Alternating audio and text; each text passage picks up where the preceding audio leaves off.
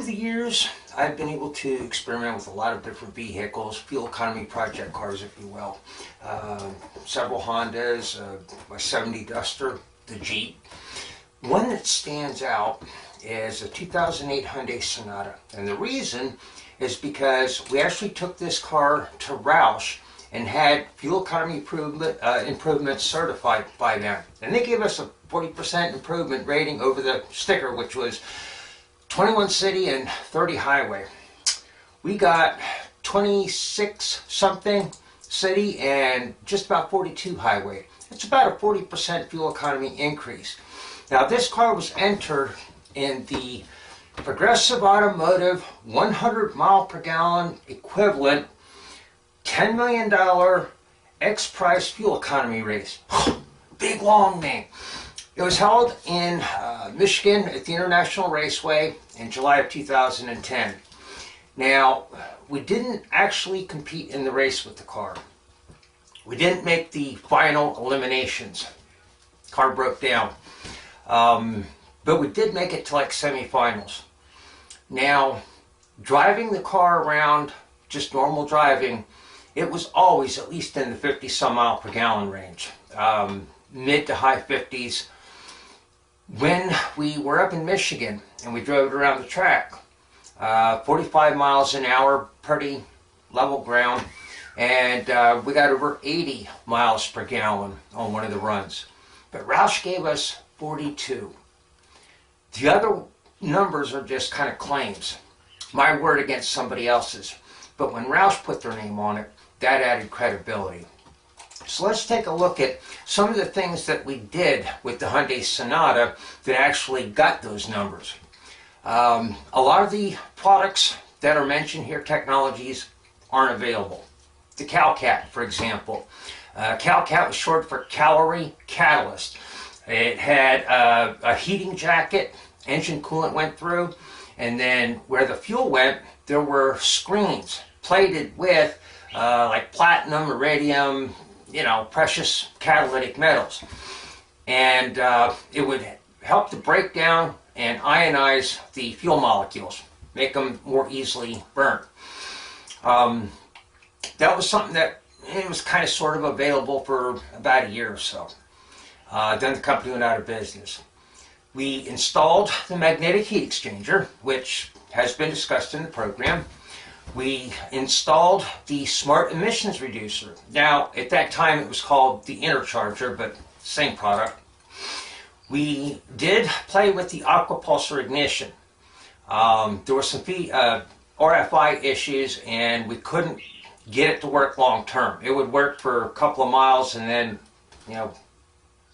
carry on and get cranky. So we pretty much used Pulsar spark plugs for the ignition. We used an HHO system. It's, nothing special. It was part of the old Dutchman program. We used an early version of the Ombre, HHO MBRE, where it was at least pulse width modulated. We didn't have the other fancy stuff on it, but we had the pulse width modulation that varied the output to the load, so you would have like an air to fuel to HHO ratio in the air intake charge.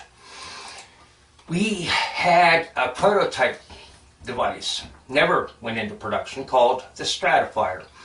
And it was like a fuel vaporizer, and it went in the PCB line. This would be upstream of the smart emissions reducer so that both PCB gases and the fuel would go into the smart emissions reducer and get catalytically treated by it. And then all this was made functional with a custom controller. Now, back in 2008, 2009, while we were designing the car and testing it, I didn't know a whole lot about electronics. I've come a long way since then.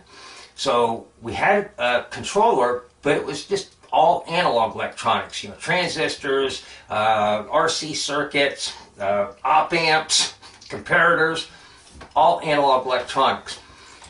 But nonetheless, that got us, through what we needed to, and it was obvious it needed refinement, but it did get us 42 miles per gallon in the Sonata.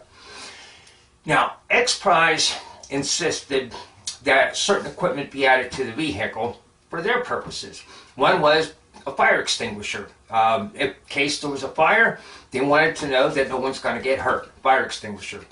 There was a battery disconnect. So when you see race cars and they got that little like key looking thing on the trunk or whatever, you had to have a battery disconnect. There was also a fuel tank, like a racing cell fuel tank that was mounted in the trunk. That way they could pull it out, weigh it, put it back in, do the run, pull it out, weigh it, and because fuel, has a known weight, they could determine how much fuel was used just by weighing the tank. That required a fuel pressure regulator so that it was compatible with the stock engine management system.